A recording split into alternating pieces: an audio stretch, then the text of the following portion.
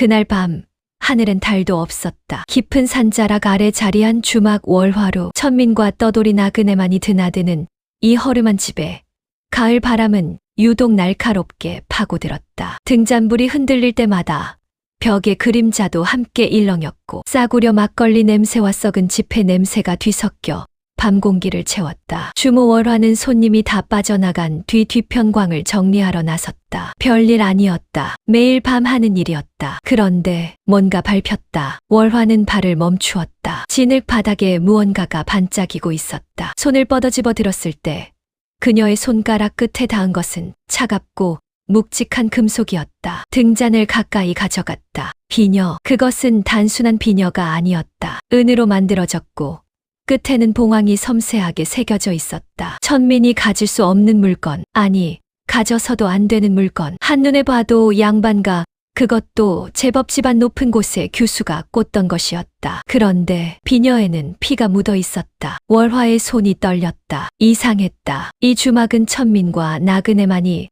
드나드는 곳이었다. 양반가, 여인이 올 리 없었다. 더군다나 이 깊은 밤 산골짜기 주막 뒤편에 피 묻은 비녀가 떨어져 있다는 것은 누군가 이곳에 왔었다. 그리고 무언가가 있었다. 월화는 주위를 둘러보았다. 어둠뿐이었다. 바람이 나뭇가지를 흔들 때마다 그녀의 심장도 함께 쿵쿵 뛰었다. 손에 쥔 비녀를 치마폭 안에 감추고 황급히 방 안으로 들어왔지만 잠은 오지 않았다. 눈을 감아도 그 봉황 문양이 눈앞에 어른거렸다. 누군가 이곳에 비밀을 숨겨두었다. 그리고 그 비밀은 분명 아직 끝나지 않았다. 그때였다. 문 밖에서 발소리가 들렸다. 조심스럽고 느리고 그러나 분명한 발소리. 두 발, 세 발. 문 앞에서 멈추었다. 월화는 숨을 죽였다. 심장이 목구멍까지 치밀어 올랐다. 손은 이미 비녀를 꼭 쥐고 있었다. 문틈 사이로 새어 들어오는 바람이 등잔불을 다시 한번 흔들었다. 두드리지 않는다. 그냥 서 있다. 그 침묵이 어떤 소리보다 무서웠다. 월화는 느리게, 아주 느리게 자리에서 일어났다. 발소리 하나 내지 않고 문 앞으로 다가섰다. 손잡이에 손을 얹었다. 심호흡을 한 번 했다. 그리고 문을 열었다. 이 이야기가 흥미로우셨다면 구독과 좋아요로 응원해주세요. 다음 장에서 문 밖에 그 사내가 누구인지, 그리고 그가 가져온 비밀이 무엇인지 밝혀집니다. 월화의 선택이 모든 것을 바꿉니다. 밤바람이 차가웠다. 문을 열었을 때 월화의 눈에 가장 먼저 들어온 것은 사내의 눈빛이었다. 옷차림은 형편없었다. 삼배로 기운 저고리는 여기저기 찢겨 있었고 집시는 한쪽이 벗겨진 채였다. 머리카락은 헝클어져 얼굴을 반쯤 가리고 있었다. 어디서 굴러온 떠돌이인지 도망치는 도적인지 한눈에도 알 수 없는 몰골이었다. 그런데 그 눈이 문제였다. 흐릿하거나 겁먹은 눈이 아니었다. 깊고 차갑고 이상하게 날카로운 눈이었다. 그 눈은 월화를 보자마자 한 가지를 재고 있었다. 이 여자가 나를 쫓아낼 것인가? 아니면 들여줄 것인가? 그리고 그 눈 아래 사내의 오른손, 손등과 손목 사이 피가 굳어검게 변해 있었다. 월화는 본능적으로 뒤로 물러서려 했다. 그러나 사내가 먼저 입을 열었다. 나를 숨겨주시오. 낮고 침착한 목소리였다. 애원하는 목소리가 아니었다. 그렇다고 명령하는 것도 아니었다. 마치 이미 거절당할 것을 알면서도 그럼에도 불구하고 말해야 한다는 듯한 담담하고 무거운 목소리였다. 월화는 대답하지 않았다. 시선은 그의 손에 고정되어 있었다. 사내는 그 시선을 알아챘다. 그는 천천히 손을 들어 자신의 눈앞에 가져다 보았다. 굳은 피, 검붉게 말라붙은 핏자국. 그는 마치 남의 손을 보듯 잠시 바라보다가 다시 월화를 바라보았다. 살인자가 아니오. 그리고 한 박자 늦게 덧붙였다. 오히려 쫓기는 몸이오. 월화의 머릿속이 빠르게 돌아갔다. 이자를 들이면 나도 죽는다. 내쫓으면 이자는 죽는다. 그리고 저 손의 피는 누구의 것인가? 그 순간이었다. 치마폭 안에 감춰둔 비녀가 손에 닿았다. 차갑고 묵직한 감촉, 봉황이 새겨진 은비녀, 피 묻은 그것. 월화의 심장이 쿵 내려앉았다. 이 사내와 관련이 있는 것일까? 사내는 월화가 망설이는 것을 보고 더 이상 말하지 않았다. 그저 서 있었다. 도망치지도 무릎을 꿇지도 않고 그 자리에서 그녀의 결정을 기다렸다. 마치 어떤 결과든 받아들이겠다는 듯이. 그 태도가 이상하게 월화의 마음을 흔들었다. 살인자는 저런 눈을 하지 않는다. 살인자는 애원하거나 협박하거나 도망친다. 그런데 이 사내는 그냥 서 있었다. 체념과 결연함이 뒤섞인 얼굴로 그저 서 있었다. 월화는 긴 숨을 내쉬었다. 그리고 문을 활짝 열었다. 들어오시오. 소리 내지 말고. 사내는 아무 말도 하지 않았다. 고맙다는 말도 고개를 숙이는 것도 없었다. 다만 문지방을 넘을 때 그의 눈에 무언가 스쳐 지나갔다. 안도인지 슬픔인지 월화는 알 수 없었다. 방 안으로 들인 뒤 월화는 그에게 물 한 사발을 내밀었다. 사내는 받아들었지만 마시지 않았다. 그저 손에 쥔 채 바닥을 바라보고 앉아 있었다. 월화는 물었다. 그 손에 피는 누구 것이오? 사내는 대답하지 않았다. 다시 물었다. 주막 뒤편에서 비녀 하나가 나왔소. 은비녀, 봉황이 새겨진 것. 그 순간 사내의 손이 미세하게 떨렸다. 그것만으로 충분했다. 월화는 더 묻지 않았다. 등잔불을 낮추고 자리에서 일어섰다. 오늘 밤은 그냥 있으시오. 내일 일은 내일 생각하리다. 그날 밤 둘 다 잠들지 못했다. 월화는 벽 너머에서 사내의 숨소리를 들으며 천장을 바라보았다. 손에는 여전히 비녀가 쥐어져 있었다. 그 비녀가 무엇을 의미하는지, 왜 피가 묻어 있는지, 그 사내가 정말 쫓기는 몸이라면 누가 쫓는 것인지 아무것도 알 수 없었다. 다만 한 가지만은 알 수 있었다. 이 밤이 지나면 무언가가 반드시 바뀐다. 그리고 같은 시각 마을 안쪽에서는 수군거림이 번지기 시작했다. 양반과 규수가 사라졌다. 비녀만 남기고 이 이야기 어떻게 흘러갈 것 같으신가요? 사내는 진짜 쫓기는 자인가? 아니면 또 다른 비밀이 있는 것인가? 재미있으셨다면 구독과 좋아요 꼭 눌러주세요. 다음 장에서 마을의 소문이 주막문을 두드리기 시작합니다. 새벽이 오기 전이었다. 달구름 소리도 아직 들리지 않은 그 깊은 시각. 월화는 결국 눈을 뜨고 말았다. 잠은 처음부터 오지 않았다. 억지로 눈을 감고 있었을 뿐이었다. 벽 너머가 조용했다. 너무 조용해서 오히려 더 신경이 쓰였다. 월화는 천천히 일어나 벽에 귀를 댔다. 숨소리가 들렸다. 아직 거기 있었다. 도망가지 않았다. 그런데 그 숨소리가 고르지 않았다. 자는 것이 아니었다. 그 사내도 잠을 이루지 못하고 있었다. 무엇이 저토록 그를 깨어있게 하는가? 월화는 다시 자리에 누웠다. 천장의 그 흐름, 자국을 바라보며 생각했다. 이 주막을 연 지 3년이 되었다. 혼자였다. 남편은 역병으로 떠났고 자식도 없었다. 천민의 몸으로 할 수 있는 일이 많지 않았기에 주막을 택했다. 온갖 사람이 드나들었다. 도적도 있었고 도망자도 있었고 울며 술 마시는 나그네도 있었다. 그러나 저 사내는 달랐다. 무엇이 다른지 말로 설명할 수 없었다. 다만 저 눈빛은 이제껏 이 주막을 거쳐간 어떤 사람의 눈빛과도 같지 않았다. 동이 트기 시작할 무렵 월화는 부엌으로 나왔다. 아궁이에 불을 지피고 죽을 끓이기 시작했다. 손님이 있든 없든 아침은 챙겨야 했다. 연기가 피어오르고 구수한 냄새가 주막 안을 채울 즈음 벽 너머에서 기척이 났다. 사내가 나왔다. 밤새 더 초췌해진 얼굴이었다. 눈 아래 그늘이 짙었고 입술은 바짝 말라 있었다. 그러나 눈빛만은 여전히 또렷했다. 그 날카로움이 하룻밤 사이에 사라지지 않았다는 것이 어쩐지 월화를 안심시키면서도 동시에 불안하게 만들었다. 앉으시오. 월화는 죽 한 그릇을 내밀었다. 사내는 이번엔 바로 받아들었다. 천천히 그러나 끊임없이 먹었다. 굶은 지 오래된 사람의 먹는 방식이었다. 허기를 감추려 애쓰면서도 몸이 먼저 반응하는 그런 먹는 방식. 월화는 맞은편에 앉아 그를 바라보았다. 한참 후 사내가 숟가락을 내려놓았다. 고맙소. 이름이 무엇이오? 사내는 잠시 멈칫했다. 준서라 하오. 월화는 그 이름을 되뇌었다.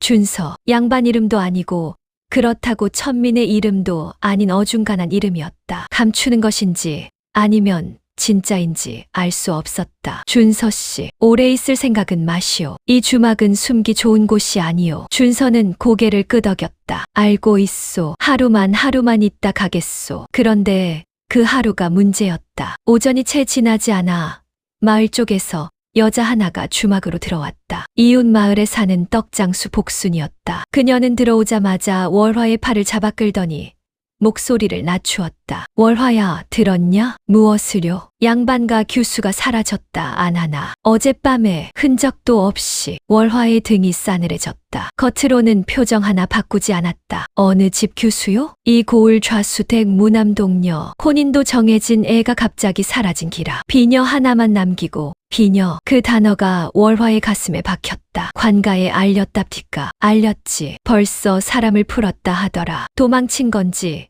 납치된 건지도 모른다 하고. 근데 월화야. 복수는 목소리를 더욱 낮추었다. 소문이 이상해. 그 규수 도망친 거라고 하는 사람도 있어. 스스로 뭔가 사정이 있었던 것 같다 하는데 자세한 건 아무도 모르고. 복순이 돌아간 뒤 월화는 한동안 그 자리에 서 있었다. 손이 저절로 치마폭 안으로 들어갔다. 비녀, 차갑고 묵직한 감촉이 손끝에 닿았다. 좌수댁 규수의 비녀가 이 주막 뒤편에서 발견되었다. 그리고 같은 날 밤 피 묻은 손의 사내가 찾아왔다. 우연일 리 없었다. 월화는 천천히 안쪽 방으로 걸어갔다. 준서는 벽에 등을 기댄 채 눈을 감고 있었다. 자는 것인지 생각하는 것인지 알 수 없었다. 월화는 문지방에 서서 그를 바라보다가 입을 열었다. 좌수댁 규수가 사라졌다 하오. 준서의 눈이 떠졌다. 그 눈 안에서 무언가가 빠르게 스쳐 지나갔다. 놀람인지 안도인지 아니면 두 가지가 한꺼번에인지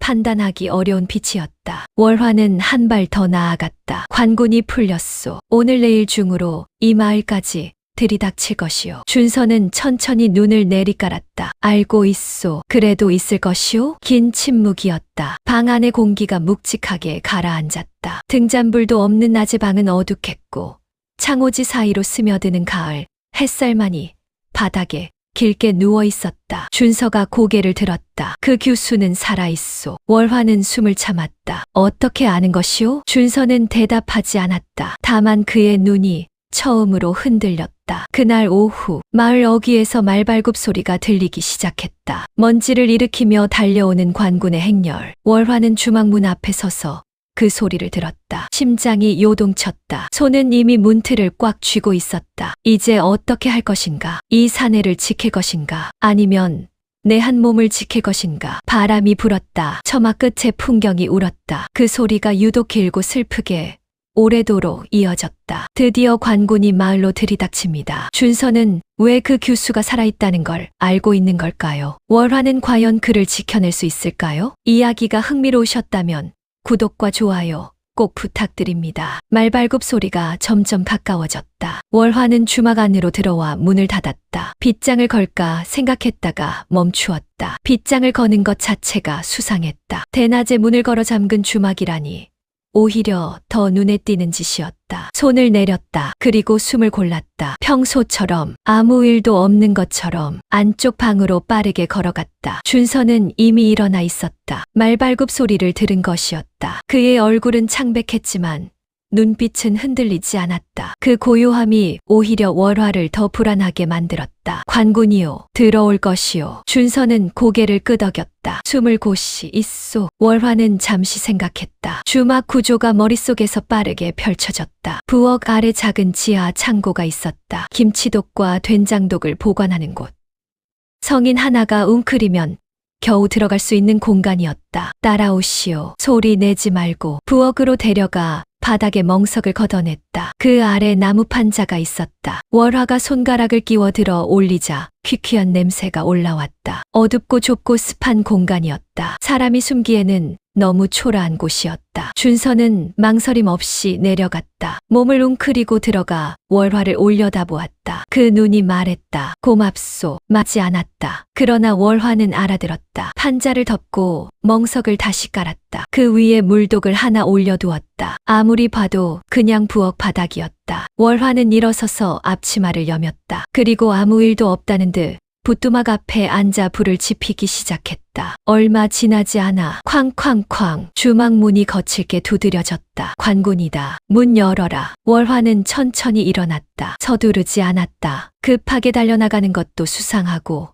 너무 늦게 나가는 것도 수상했다. 딱 적당한 속도로 툭툭거리는 걸음으로 문을 향해 걸어갔다. 문을 열었다. 관군 셋이 서 있었다. 앞에 선자는 덩치가 크고 수염이 텁수룩했다. 눈이 작고 날카로웠다. 한눈에 봐도 오래 이 일을 해온 자의 눈이었다. 뒤에 선 둘은 젊었고 손에 창을 쥐고 있었다. 무슨 일이요? 월화는 짐짓 놀란 표정을 지었다. 좌수 대규수가 사라졌다. 수상한 자를 보았느냐? 이 주막엔 어제 손님도 없었소. 산골짜기 주막이 다 그렇지 않소. 수염 관군이 월화를 훑어보았다. 시선이 길었다. 안을 봐도 되겠느냐? 월화는 문을 더 활짝 열었다. 보시오. 숨길 것. 관군 셋이 주막 안으로 들어왔다. 월화는 태연하게 그 뒤를 따랐다. 심장은 터질 듯 뛰고 있었지만 얼굴에는 아무것도 내비치지 않았다. 손은 앞치마 자락을 살짝 쥐고 있었다. 그것만이 그녀가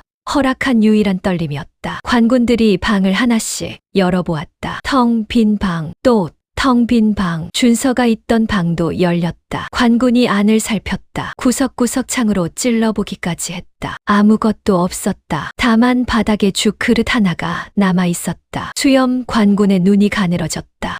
아침에 제가 먹다 만 것이요. 혼자 사는 것이냐? 예, 그릇이 2개로 보이는데 월화는 눈 하나 깜짝하지 않았다. 하나는 어젯밤 것이요. 치우지 못했소. 혼자 살다 보면 그런 것도 귀찮을 때가 있지 않소. 관군은 한참 그녀를 바라보았다. 월화는 그 시선을 정면으로 받아냈다. 눈을 피하면 끝이다. 이윽고 관군이 부엌으로 들어왔다. 월화의 등줄기에 식은땀이 흘렀다. 붓두막, 물독, 멍석. 관군의 시선이 바닥을 훑었다. 멍석 위에 놓인 물독에서 잠시 멈추었다. 월화는 자연스럽게 물독 쪽으로 다가가 뚜껑을 열었다. 물 한 잔 드시겠소? 산길에 오셨을 텐데. 수염 관군이 잠시 멈추었다가 손을 저었다.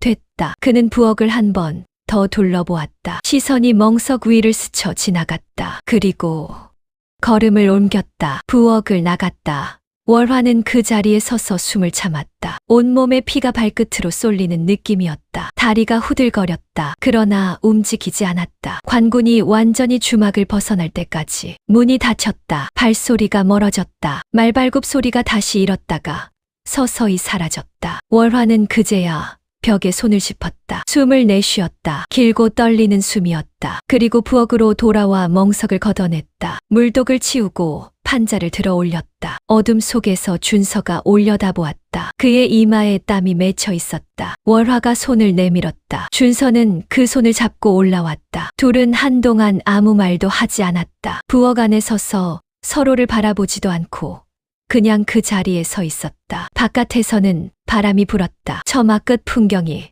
또 한 번 울었다. 한참 후 준서가 입을 열었다. 낮고 갈라진 목소리였다. 왜 숨겨주었소? 월화는 잠시 생각하다 대답했다. 모르겠소. 모른다고. 그냥 당신 눈이. 월화는 말을 끊었다. 준서가 기다렸다. 살인자의 눈이 아니었소. 준서는 아무 말도 하지 않았다. 다만 고개를 돌려 창호지 넘어 바깥을 바라보았다. 그의 눈에 무언가가 어렸다. 슬픔인지 그리움인지 월화는 알 수 없었다. 그런데 그때였다. 준서가 천천히 입을 열었다. 월화 씨. 월화는 고개를 들었다. 그 규수는 내가 아는 사람이요. 짧은 침묵. 아주 오래전부터. 그 말이 주막 안에 오래도록 머물렀다. 등잔도 켜지지 않은 어두운 부엌 안에서 두 사람은 다시 침묵 속으로 가라앉았다. 밖에서는 바람이 잦아들었다. 마을 쪽에서 개 짖는 소리가 멀리 들려왔다. 그리고 월화는 직감했다. 이 이야기는 아직 절반도 끝나지 않았다. 그리고 앞으로 남은 절반이 더 무겁고 더 깊을 것이다. 준서가 그 교수를 아주 오래전부터 아는 사람이라고 했습니다. 둘 사이에는 어떤 사연이 있는 걸까요? 그리고 관군은 정말 돌아간 것일까요? 사흘이 지났다. 관군은 돌아가지 않았다. 마을 어귀에 진을 치고 사람들을 하나하나 불러 신문하기 시작했다. 좌수대 교수의 실종은 단순한 가출로 처리될 사안이 아니었다. 혼인이 정해진 양반과 교수가 흔적도 없이 사라졌다는 것은 이 고을 전체의 체면이 걸린 문제였다. 관군 셋은 곧 열로 늘었다. 월화의 주막도 더 이상 안전하지 않았다. 매일 아침 마을 사람 하나둘이 주막으로 흘러들어와 수군거렸다. 관군이 어디까지 수색했다더라. 누구를 잡아다 신문했다더라.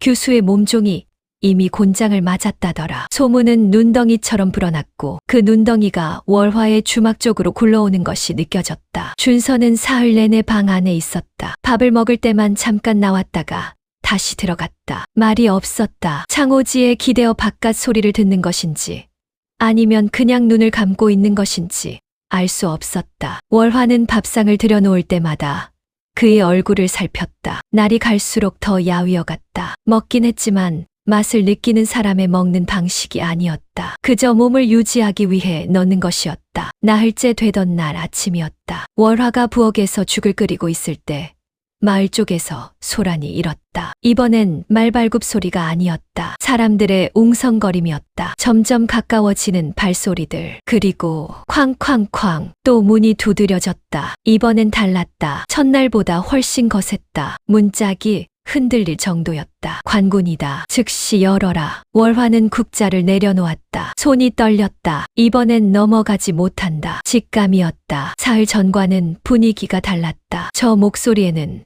확신이 있었다. 이미 무언가를 알고 온 자의 목소리였다. 황급히 안쪽 방으로 달려갔다. 준서는 이미 일어나 있었다. 서 있었다. 그리고 월화가 뭔가를 말하기도 전에 그가 먼저 입을 열었다. 괜찮소. 괜찮다니요.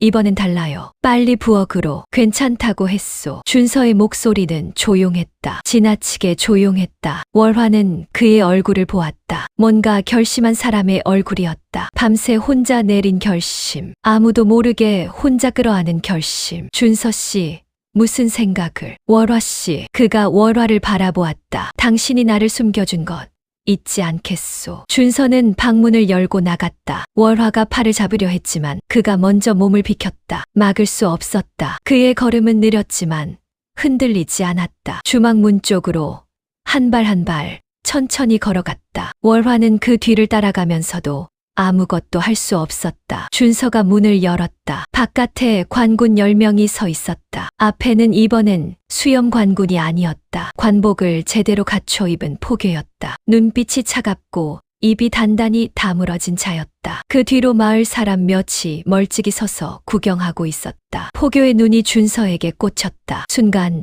그의 눈썹이 미세하게 올라갔다. 그것이 분명히 읽혔다. 그런데 준서가 먼저 움직였다. 천천히, 아주 천천히 문지방을 넘어 바깥으로 나오더니 포교 앞에 무릎을 꿇었다. 주변이 순식간에 조용해졌다. 구경하던 마을 사람들이 숨을 죽였다. 관군들도 멈추었다. 포교조차 하나같이 굳었다. 아무도 예상하지 못한 행동이었다. 도망치거나 버티거나 아니면 잡혀가거나 그것이 이런 상황의 수순이었다. 그런데 이 사내는 스스로 걸어나와 스스로 무릎을 꿇었다. 포교가 낮게 물었다. 내 놈이 규수를 건드렸느냐? 준서가 대답했다. 그 여인을 죽인 것은 나입니다. 월화는 그 말을 들은 순간 귀가 멍해졌다. 죽인 것은 나입니다. 죽인 것은 죽인 이해가 되지 않았다. 그 규수는 살아있다고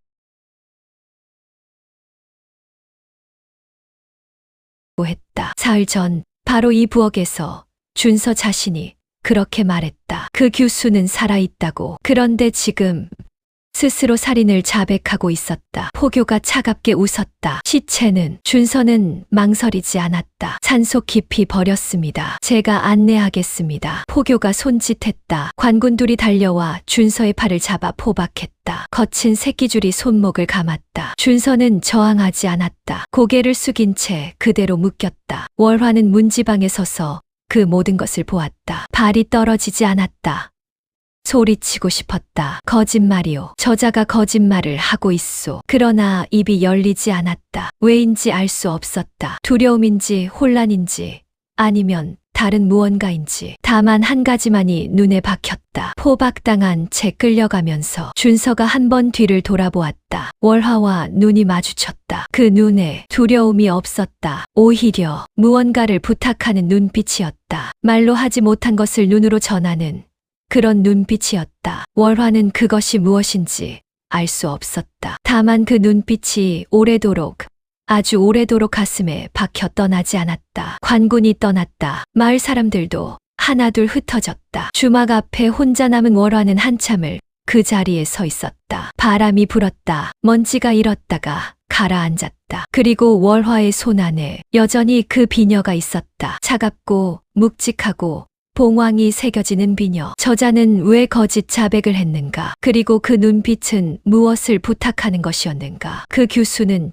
지금 어디에 있는가? 월화는 비녀를 손 안에서 꼭 쥐었다. 차가운 금속이 손바닥에 자국을 남겼다. 이대로 끝낼 수 없었다. 준서는 왜 스스로 살인을 자백했을까요? 그의 눈빛이 월화에게 부탁한 것은 과연 무엇일까요? 그리고 살아있다는 그 교수는 지금 어디에 숨어 있는 걸까요? 여기까지 읽어주신 분들, 구독과 좋아요로 응원해 주시면 더 열심히 쓰겠습니다. 그날 밤 월화는 주막 문을 걸어 잠갔다. 처음 있는 일이었다. 주막은 밤에도 열려 있어야 했다. 늦은 나그네가 찾아올 수도 있고 새벽에 길을 나서는 장꾼이 막걸리 한 잔을 청할 수도 있었다. 문을 닫는다는 것은 곧 돈을 잃는 일이었다. 그러나 오늘만큼은 그런 것이 아무래도 좋았다. 등잔에 불을 켰다. 작은 불빛이 방 안을 가득 채웠다. 월화는 그 앞에 앉아 비녀를 꺼내 바닥에 놓았다. 봉황이 새겨진 은비녀. 핏자국은 이미 굳어검게 변해 있었다. 며칠째 품 안에 지니고 다녔더니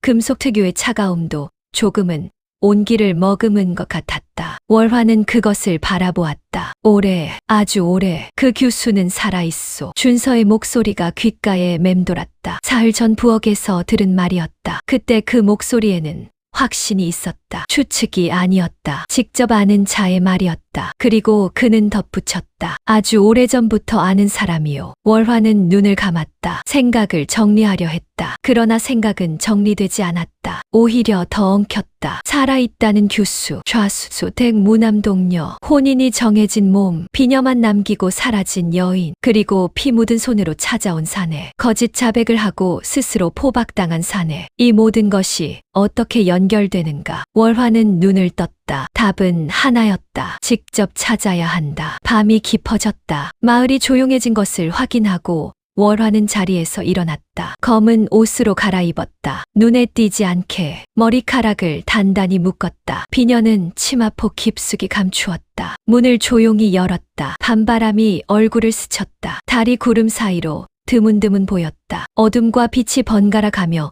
길을 열었다가 닫았다. 월화는 그 틈을 타 발소리를 죽이며 걸었다. 어디로 갈 것인가? 준서가 자백할 때 말했다. 시체를 산속 깊이 버렸다고. 그것은 거짓이었다. 그렇다면 그는 왜 하필 산을 말했을까? 단순히 둘러댄 것일까? 아니면 산속에 숨겨두었기 때문일까? 교수를 마을을 벗어나 산길로 접어들었다. 나무들이 빽빽했다. 달빛이 나뭇가지 사이로 겨우 스며들었다. 발밑은 어두웠고 돌부리가 많았다. 몇 번을 비틀거렸지만 멈추지 않았다. 얼마나 걸었을까? 산 중턱쯤 되었을 때였다. 바위 뒤에서 불빛이 보였다. 아주 작은 불빛이었다. 누군가 숨기려는 듯 가리고 있는 불빛. 그러나 완벽하게 가릴 수는 없었다. 바위 틈새로 가느다란 빛이 새어나오고 있었다. 월화는 걸음을 멈추었다. 숨을 죽이고 귀를 기울였다. 바람 소리, 나뭇잎 소리, 그리고 작고 낮은 숨소리. 사람이었다. 월화는 천천히 바위 쪽으로 다가갔다.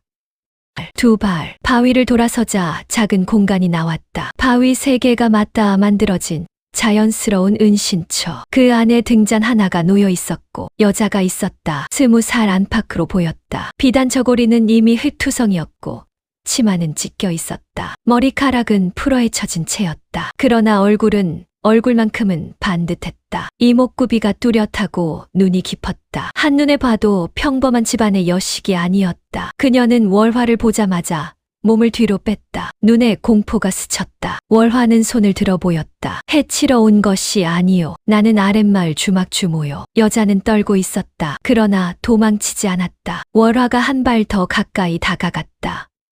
준서 씨가 잡혀갔소. 그 말에 여자의 눈이 크게 흔들렸다. 입술이 떨렸다. 오라버니. 그 한마디가 월화의 머릿속에서 모든 것을 뒤집었다. 오라버니. 준서가 그 교수의 오랍이었다. 월화는 그 자리에 한동안 말을 잃었다. 조각들이 맞춰지기 시작했다. 피 묻은 손, 비녀, 거짓 자백, 두려움 없는 눈빛, 끌려가면서 뒤를 돌아보던 그 눈이 부탁한 것이 이것이었구나. 내 누이를 찾아달라는 것이었구나. 월화는 무릎을 꿇고 여자 앞에 앉았다. 이름이 무엇이오? 여자는 한참을 망설이다 대답했다. 소현이라 하오. 소현씨, 오라비가 왜 거짓 자백을 했는지 내게 말해줄 수 있소? 그래야 내가 도울 수 있소. 소현은 월화를 바라보았다. 오래 바라보았다. 믿을 수 있는 사람인지 가늠하는 눈이었다. 살면서 너무 많은 배신을 당한 사람의 눈이었다. 그 눈 안에 담긴 것들이 너무 많아서 월화는 잠시 숨이 막혔다. 이윽고 소현이 입을 열었다. 떨리는 목소리로, 그러나 또렷하게. 나는 팔려갈 몸이었소. 소현의 이야기는 길었다. 그리고 들을수록 월화의 주먹이 쥐어졌다. 좌수 댁 무남동녀. 어머니는 일찍 죽었고 아버지인 좌수만 살아있었다. 겉으로는 번듯한 양반가였지만 실상은 빚더미였다. 몇 해 전부터 기울기 시작한 가세가 이제는 바닥을 드러내고 있었다. 그래서 좌수가 선택한 것이 씨바지. 인근 고을의 대감댁이 대를 이을 자식이 없었다. 본처는 아이를 낳지 못했고 첩도 마찬가지였다. 그래서 씨바지를 구하고 있었다. 돈을 넉넉히 쓰겠다는 조건으로 좌수는 딸을 팔기로 했다. 혼인이 정해졌다는 소문은 거짓이었다. 아니, 혼인이라는 이름을 붙였지만 그것은 혼인이 아니었다. 아이를 낳으면 아이만 두고 쫓겨나는 것. 이름도 없이 얼굴도 없이 그렇게 끝나는 것이었다. 소현은 그것을 알았다. 그래서 도망쳤다. 그리고 오라비 준서가 아버지와 의절하고 이미 집을 떠난 지 오래된 오라비가 그 소식을 듣고 찾아온 것이었다. 오라버니는 나를 데리고 이곳으로 왔소. 소현의 눈에 눈물이 고였다. 멀리 도망가려 했소. 그런데 쫓아오는 자들이 있었소. 아버지가 보낸 사람들. 오라버니가 막다가 다쳤소. 그 손에 피는 그 피는 오라버니 것이요. 월화는 눈을 감았다. 피 묻은 손. 살인자의 피가 아니었다. 자기 피였다. 오라버니는 나를 이곳에 숨기고 주막으로 간 것이요. 하룻밤만 쉬고 다시 길을 나설 생각이었을 것이요. 그런데 소현이 고개를 숙였다. 관군이 온 것이요. 월화는 한동안 말이 없었다. 밤바람이 불었다. 등잔불이 흔들렸다. 소현은 무릎을 끌어안고 앉아 있었다. 그 모습이 작고 여렸다. 이 깊은 산속에서 며칠을 혼자 버텨온 여자라고는 믿기 어려울 만큼, 그러나 눈만큼은 꺾이지 않았다. 그 눈이 준서와 닮았다는 것을 월화는 이제야 알았다. 깊고 차갑고 날카로운 눈, 꺾이지 않으려는 자의 눈. 월화는 천천히 치마폭에서 비녀를 꺼냈다. 봉황이 새겨진 은비녀. 소현의 눈이 그것을 보자마자 흔들렸다. 이것이 당신 것이오? 소현은 대답 대신 손을 뻗었다. 떨리는 손으로 비녀를 받아들었다. 가슴 앞에 꼭 쥐었다. 눈물 한 방울이 턱 아래로 떨어졌다. 어머니 것이오. 그 말이 밤 공기 속에 오래 머물렀다. 월화는 결심했다. 오늘 밤 여기서 나가야 하오. 관군이 내일이면 산까지 뒤질 것이오. 소현이 고개를 들었다. 하지만 오라버니 일은 내가 생각해 보겠소. 어떻게요? 이미 자백을 했다 하지 않소. 살인을 했으면 시체가 있어야 하오. 월화가 소현을 바라보았다. 당신이 살아있는 한 그 자백은 거짓이오. 그리고 거짓 자백은 뒤집을 수 있소. 소현은 월화를 바라보았다. 왜 이렇게까지 하는 것이오? 우리와 아무 상관도 없는 분이. 월화는 잠시 생각했다. 그리고 아까 준서에게 했던 말과 똑같은 말을 했다. 모르겠소. 짧은 침묵. 그냥 당신 오라비 눈이. 월화는 일어서며 손을 내밀었다. 살인자의 눈이 아니었소. 소현이 그 손을 잡았다. 둘은 등잔을 끄고 어둠 속에서 일어섰다. 바위 밖으로 나오자 밤바람이 세차게 불었다. 달이 구름 뒤로 완전히 숨어버려 산길은 더욱 캄캄했다. 그러나 월화는 걸었다. 한 발 소현의 손을 꼭 쥐고 어둠 속을 걸었다. 그 뒤로 나뭇가지가 바람에 흔들리며 긴 소리를 냈다. 마치 산이 이 두 여자를 지켜보는 것 같았다. 혹은 배웅하는 것 같았다. 월화의 머릿속에는 이미 계획이 세워지고 있었다. 거짓 자백을 뒤집으려면 살아있는 소현을 세상 앞에 내보여야 했다. 그러나 그것은 동시에 소현을 다시 위험에 노출시키는 일이기도 했다. 아버지에게, 좌수에게, 그리고 씨바지를 원하는 대감에게 쉽지 않은 길이었다. 그러나 준서는 지금 포박당한 채 어두운 옥 안에 있었다. 그 눈빛을 기억했다. 두려움이 없던 눈, 무언가를 부탁하던 눈. 이대로 둘 수 없었다. 월화가 소현을 찾아냈습니다. 그리고 준서의 거짓 자백을 뒤집기 위한 싸움이 시작됩니다. 과연 월화는 신분도 권력도 없는 몸으로 좌수와 관군을 상대할 수 있을까요? 여기까지 읽어주신 분들께 진심으로 감사드립니다. 주막으로 돌아온 것은 새벽 미명이었다. 하늘이 먹빛에서 짙은 남색으로 바뀌기 시작할 무렵, 월화는 소현을 데리고 뒷문으로 들어왔다. 소리를 죽이고 숨을 죽이고 발걸음을 죽이며 소현을 가장 안쪽 방에 들였다. 여기서 나오지 마시오. 내가 부르기 전까지는. 소현은 고개를 끄덕였다. 말이 없었다. 산속에서 며칠을 버틴 사람답게 이제는 웬만한 것에 흔들리지 않는 눈이었다. 다만 비녀만큼은 손에서 놓지 않았다. 어머니의 것이라 했던 그 비녀를. 월화는 방문을 닫고 부엌으로 왔다. 아궁이 앞에 쪼그려 앉았다. 불을 지피지 않았다. 그냥 앉아 있었다. 차가운 제 앞에서 아직 어두운 새벽에 혼자 생각을 정리해야 했다. 문제는 단순하지 않았다. 소현이 살아있다는 것을 증명하면 준서의 자백은 거짓이 된다. 그러나 소현이 세상 앞에 나서는 순간 그녀는 다시 아버지의 손에 들어간다. 좌수는 딸을 되찾는 즉시 씨바지로 보낼 것이다. 관이 개입되어 있는 이상 딸을 가두는 것은 어렵지 않았다. 그렇다고 소현을 계속 숨길 수도 없었다. 관군의 수색은 날이 갈수록 좁혀질 것이었다. 주막은 이미 한 번 수색을 당했다. 두 번째는 더 철저할 것이었다. 살리려면 드러내야 하고 드러내면 잃을 수 있다. 월화는 이 역설 앞에서 한동안 꼼짝하지 못했다. 그러다 문득 한 가지 생각이 스쳤다. 진실을 드러내는 것과 소현을 드러내는 것은 다르다. 소현을 내보이지 않아도 진실을 알리는 방법이 있었다. 마을에는 사람이 있었다. 그리고 사람이 있는 곳에는 반드시 말이 있었다. 월화는 천천히 일어섰다. 계획이 윤곽을 갖추기 시작했다. 아침이 되자 월화는 주막 문을 열었다. 평소와 다름없이 앞치마를 두르고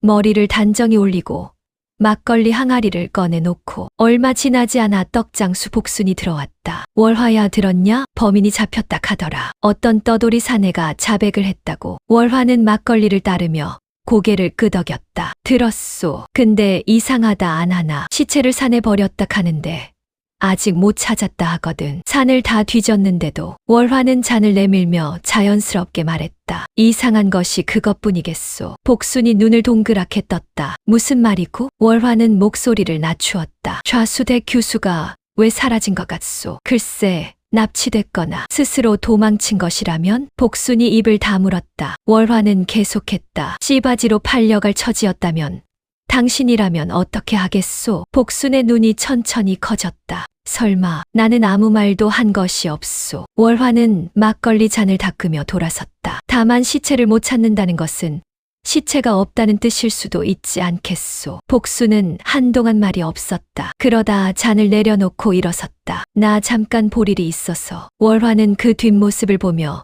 속으로 한숨을 내쉬었다. 마을에서 가장 발 빠른 입. 이제 이 말은 해가 지기 전에 온 마을을 돌 것이다. 소문은 월화의 예상보다 빠르게 번졌다. 점심이 지나기도 전에 주막에 사람이 하나 더 들어왔다. 이번엔 복순이 아니라 대장간 주인 막쇠였다. 그는 자리에 앉자마자 목소리를 낮추었다. 월화 씨, 나 한 가지 여쭤봐도 되겠소? 말씀하시오. 좌수 댁 말이오. 사실 그 댁이 빚이 많다는 건 이 마을 사람이면 다 아는 사실 아니겠소. 근데 그 빚을 누가 지고 있는지 아시오? 월화는 고개를 저었다. 막쇠가 목소리를 더 낮추었다. 인근 고을 대감 댁이요. 그 대감이 좌수한테 돈을 빌려줬소. 그런데 못 갚으니까. 막쇠는 말을 멈추었다가 이었다. 딸로 대신하기로 했다는 거요. 월화의 손이 멈추었다. 그걸 어떻게 아시오? 대감 댁 하인이 이 주막을 지나다 했던 말이요. 술이 좀 들어갔을 때 그때는 그냥 흘려들었는데 지금 생각하니까. 막쇠가 주먹을 쥐었다. 이건 납치가 아니라 매매 아니겠소. 그날 저녁 주막 안에 사람이 제법 모였다. 평소엔 찾지도 않던 이들이었다. 그러나 소문은 사람을 모은다. 그것도 분노한 사람을. 막걸리 잔이 오가면서 목소리들이 높아졌다. 양반이 제 자식을 파는 게 말이 되는 소리야. 관가는 뭘 하는 거고. 범인을 잡았다면서 시체도 못 찾는다니. 그 사내가 진짜 죽인 거면 왜 시체가 없겠어? 없으니까 못 찾지. 규수가 살아있는 것 아니야? 월화는 묵묵히 막걸리를 따르며 그 소리들을 들었다. 말 하나를 흘렸을 뿐인데 그것이 씨앗이 되어 자라고 있었다. 사람들은 스스로 생각하고 스스로 분노하고 스스로 의심했다. 이제 관은 이 의심을 무시할 수 없다. 시체 없는 살인 자백은 너무 허술하다. 그리고 씨바지 이야기가 퍼지면 월화는 막걸리를 따르는 손을 멈추지 않았다. 좌수는 더 이상 피해자가 아니게 된다. 그런데 그날 밤 예상치 못한 일이 벌어졌다. 주막 문이 열리고 들어온 사람은 관군이 아니었다. 노파였다. 허리가 굽고 지팡이를 짚은 작은 노파. 그러나 눈이 살아있었다. 젊은 사람보다 더 또렷한 눈이었다. 노파는 주막 안을 둘러보다가 월화에게로 시선을 고정했다. 주모가 월화요? 그렇소. 나는 좌수댁 몸종이었던 사람이요. 주막 안이 순간 조용해졌다. 노파는 개의치 않고 월화 앞에 앉았다. 할 말이 있소. 노파의 이름은 금내였다. 좌수댁에서 40년을 살았다. 소현의 어머니가 시집 올 때부터 함께한 사람이었다. 소현이 태어날 때 손을 잡아준 사람이었고 소현의 어머니가 죽을 때 눈을 감겨준 사람이었다. 그런 금내가 오늘 밤 이곳에 왔다. 소현 아씨가 어디 있는지 모르오. 찾으러 온 것도 아니오. 금내는 지팡이를 두 손으로 쥐었다. 다만 관가에 알려야 할 것이 있소. 월화는 말없이 기다렸다. 좌수 어른이 대감댁의 딸을 넘기기로 한 것은 사실이요. 그런데 금내의 눈이 가늘어졌다. 그것뿐이 아니요. 무슨 말씀이요? 대감댁에서 요구한 것이 있소. 소현 아씨가 아이를 낳으면 아이가 아들이면 소현 아씨는 그날로 내보내기로 했소. 그런데 딸이면 금내는 말을 끊었다. 딸이면 소현 아씨도 함께 없애기로 했소. 주막 안이 싸늘해졌다. 누군가 막걸리 잔을 내려놓는 소리가 유독 크게 들렸다. 월화는 손끝이 저려오는 것을 느꼈다. 없애기로. 그것은 죽인다는 말이었다. 씨바지로 쓰고 쓸모가 없어지면 없애는 것. 그것이 그 대감댁이 소현에게 계획한 운명이었다. 그리고 그 아버지 좌수는 그것을 알면서 동의했다. 월화의 입술이 굳었다. 그걸 왜 지금 말하는 것이오? 금내는 월화를 바라보았다. 소현 아씨 오라비가 잡혔다 하오. 살인 자백을 했다 하오. 나는 그것이 거짓임을 알고 있소. 어떻게 아시오? 그 도련님은 소현 아씨를 살리러 온 사람이오. 죽이러 온 것이 아니오. 금내는 지팡이를 짚고 천천히 일어섰다. 내일 관가에 가겠소. 내가 아는 것을 모두 말하겠소. 위험하지 않겠소. 좌수가. 나는 이제 늙었소. 금내는 담담하게 말했다. 소현 아씨 어머니가 죽으면서 내 손을 잡고 한 말이 있소. 내 딸을 부탁한다고. 40년이 지났소. 이제라도 그 말을 지켜야 하지 않겠소. 금내가 돌아간 후 주막 안에 남은 사람들은 한동안 아무도 말하지 않았다. 바람이 창호지를 흔들었다. 등잔불이 일렁였다. 월화는 그 불빛을 바라보며 생각했다. 내일이면 달라질 것이다. 금내의 증언이 관가에 닿으면, 시체 없는 자백의 허술함이 드러나면, 씨바지 매매의 진실이 퍼지면 준서를 살릴 수 있을지도 모른다. 그러나 소현은 어떻게 되는가? 아버지는 아직 살아있고 대감은 아직 권력이 있고 관은 아직 그 편에 기울어 있었다. 진실이 드러난다고 해서 세상이 바뀌지는 않았다. 월화는 안쪽 방 쪽을 바라보았다. 문이 닫혀 있었다. 그 안에서 소현이 숨죽이고 있었다. 비녀를 손에 쥔 채 어머니의 것을. 월화는 자리에서 일어나 그 방문 앞으로 걸어갔다. 문을 열었다. 소현이 고개를 들었다. 눈이 붉었다. 울었던 것이었다. 그러나 소리는 내지 않았다. 이 좁은 공간에서 아무도 모르게 혼자 울었던 것이었다. 월화는 그 앞에 앉았다. 무서우시오. 소현은 고개를 저었다. 그러나 손이 떨리고 있었다. 월화는 그 손을 잡았다. 차가웠다. 며칠을 산속에서 지낸 손이었다. 비단 저고리를 입었지만 손만큼은 천민보다 더 거칠어진 손이었다. 내일 관가에 가야 하오. 소현의 눈이 흔들렸다. 오라버니를 살리려면 당신이 살아있다는 것을 보여줘야 하오. 그러면 저는, 그 이후는 내가 생각해 두었소. 월화는 소현의 손을 더 꽉 쥐었다. 믿어주겠소. 소현은 오래 월화를 바라보았다. 그 눈 안에서 무언가가 천천히 결정되었다. 이윽고 소현이 고개를 끄덕였다. 작게, 그러나 분명하게. 그날 밤 월화는 잠들지 못했다. 내일을 생각했다. 그리고 준서를 생각했다. 어두운 오간에서 포박당한 채 거짓 자백의 무게를 혼자 안고 있을 그 산에 두려움이 없던 눈, 무언가를 부탁하던 눈. 기다리시오. 월화는 천장을 향해 속으로 말했다. 내일이면 달라질 것이오. 반드시. 바람이 불었다. 처마 끝 풍경이 울었다. 그 소리가 이상하게도 대답처럼 들렸다. 드디어 진실이 모습을 드러내기 시작합니다. 금내의 증언, 소현의 용기, 그리고 월화의 결심. 과연 준서는 살아날 수 있을까요? 그리고 소현의 운명은 어떻게 바뀔까요? 끝까지 읽어주신 분들께 진심으로 감사드립니다. 다음 날 아침이 밝았다. 하늘은 맑았다. 며칠 만에 보는 맑은 하늘이었다. 구름 한 점 없이 푸르렀고 햇살이 주막 마당으로 길게 뻗어 들어왔다. 그 빛이 너무 선명해서 오히려 비현실적으로 느껴졌다. 오늘 같은 날에 이런 일을 해야 한다는 것이. 월화는 새벽같이 일어나 소현의 옷을 손질했다. 찢기고 흙이 묻은 비단 저고리를 최대한 깨끗이 닦았다. 치마는 월화 자신의 것을 내주었다. 소현의 것보다 천이 거칠었지만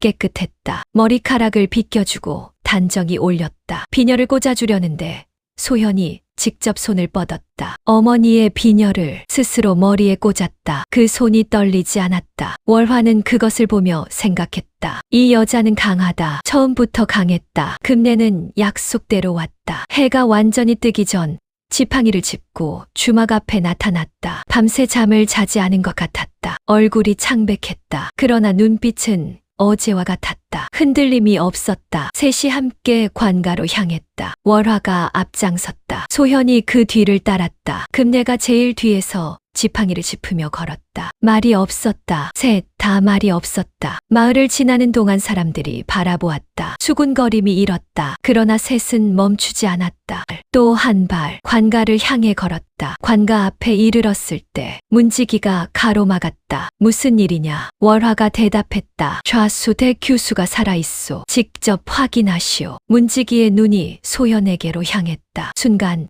그의 얼굴이 굳었다. 한눈에 알아본 것이었다. 좌수 대규수의 얼굴을. 이 고을에서 모르는 사람이 없는 얼굴을. 문지기는 뒤를 돌아 달려 들어갔다. 잠시 후 포교가 나왔다. 수염 관군도 함께였다. 포교의 눈이 소현에게 고정되었다. 그리고 천천히 월화에게로 옮겨갔다. 그 눈에 복잡한 것들이 오갔다. 놀람, 당혹, 그리고 무언가를 계산하는 빛. 살아있었느냐? 소현이 대답했다. 목소리가 떨리지 않았다. 살아있소. 관아 안으로 들어갔다. 포교 앞에 셋이 나란히 섰다. 금내가 먼저 입을 열었다. 준비해온 말이었다. 40년을 품어온 말이었다. 좌수가 딸을 씨바지로 판 것. 대감대기 딸을 낳으면 소현을 없애기로 한 것. 그 모든 것을 금내는 떨지 않고 말했다. 포교는 듣는 내내 표정을 바꾸지 않았다. 그러나 붓을 든 손이 빨라졌다. 받아쓰고 있었다. 금내의 말이 끝나자 이번엔 소현이 말했다. 자신이 왜 도망쳤는지, 오라비가 어떻게 찾아왔는지, 쫓아온 자들과 싸우다 오라비가 다쳤는지, 그리고 오라비가 자신을 산속에 숨기고 혼자 주막으로 간 것. 그 모든 것을 소현은 또렷하게 빠짐없이 말했다. 포교가 물었다. 그 사내가 내 오라비라는 증거가 있느냐? 소현은 머리에서 비녀를 뽑았다. 봉황이 새겨진 은비녀. 이것이 어머니의 유품이요. 오라버니가 내게 전해준 것이요. 어머니가 돌아가실 때 오라버니 손에 쥐어준 것이라 했소. 포교가 비녀를 받아들었다. 뒤집어 보았다. 비녀 안쪽에 작은 글씨가 새겨져 있었다. 준서. 월화는 그 두 글자를 보는 순간 가슴이 내려앉았다. 비녀 안쪽에 새겨진 이름, 준서의 이름이었다. 그것이 전부였다. 그 두 글자가 모든 것을 말해주었다. 이 비녀는 규수의 것이 아니었다. 어머니가 아들에게 준 것이었다. 아들의 이름을 새겨 넣은 것이었다. 그리고 준서는 그것을 누이에게 전했다. 도망치는 누이에게 어머니의 유품을 쥐어주고 자신은 남아 관군 앞에 무릎을 꿇었다. 월화는 눈을 감았다. 피 묻은 비녀, 주막 뒤편에서 발견된 그 비녀, 그것은 규수가 흘리고 간 것이 아니었다. 준서가 놓고 간 것이었다. 누이를 산속에 숨기고 주막으로 오던 길에 혹시 자신이 잡히더라도 이 비녀만큼은, 어머니의 마지막 유품만큼은 안전한 곳에 두고 싶었던 것이었다. 그래서 뒤편에 놓고 간 것이었다. 누군가 찾아주기를 바라며 월화는 눈물이 나올 것 같았다. 참았다. 지금은 울 때가 아니었다. 포교가 서류를 말아주며 일어섰다. 준서를 데려오너라. 뒤에 선 관군에게 명했다. 그리고 좌수를 잡아오너라. 기다리는 시간이 길었다. 월화와 소현과 금내,